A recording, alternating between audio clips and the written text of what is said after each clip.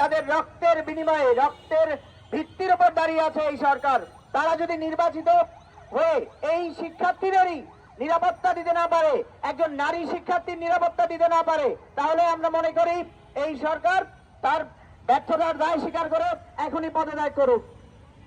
এ পর্যায়ে আপনাদের সামনে বক্তব্য রাখবেন শুভ আহমেদ, আইন বিভাগ, ঢাকা বিশ্ববিদ্যালয়। ধন্যবাদ সংগ্রামী বন্ধুরা। আজ থেকে 1 বছর আগে 8ই আগস্ট যখন আমি বঙ্গভবনে গিয়েছিলাম ইন্টারিম সরকারের শপথ অনুষ্ঠানে, তখন নিজেকে খুব গর্বিত মনে করেছিলাম যে আমরা একটা ইন্টারিম সরকার পাচ্ছি, হয়তোবা আমরা ফেসিবাদী কাঠগড়া থেকে বেরিয়ে আসতে পারবো এবং আমরা সুন্দরভাবে দেশটাকে পরিচালনা করতে পারবো।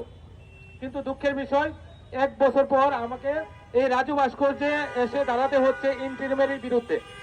এই সরকার সম্পূর্ণ ব্যর্থ সরকারে পরিণত হচ্ছে দিন দিন, এবং এর সুযোগ নিচ্ছে আওয়ামী লীগ ফ্যাসিবাদী সরকাররা।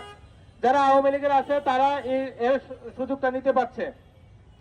এবং দেখা গেল যে গতকাল থেকে যে হামলাটা হচ্ছে, এই হামলাটার যে নিয়ন্ত্রণ করার সরকারের যে দায়িত্ব, আইন প্রশাসনের যে দায়িত্ব, সেই দায়িত্বটা তারা পালন করতে পারছে না। তারা কি সরকারকে সাহায্য করছে না, নাকি সরকার তাদেরকে পর্যাপ্ত আদেশ দিচ্ছে না, বা সরকারের উদ্যোগই তারা গিয়েছে কিনা, সেই বিষয়টা প্রশ্ন থাকে। আর আমার কাছে মনে হয় এই সরকারটা এখন আমরা কাছে টিকিটে পরিণত হয়েছে, সে কোনো কাজ করতে পারছে না।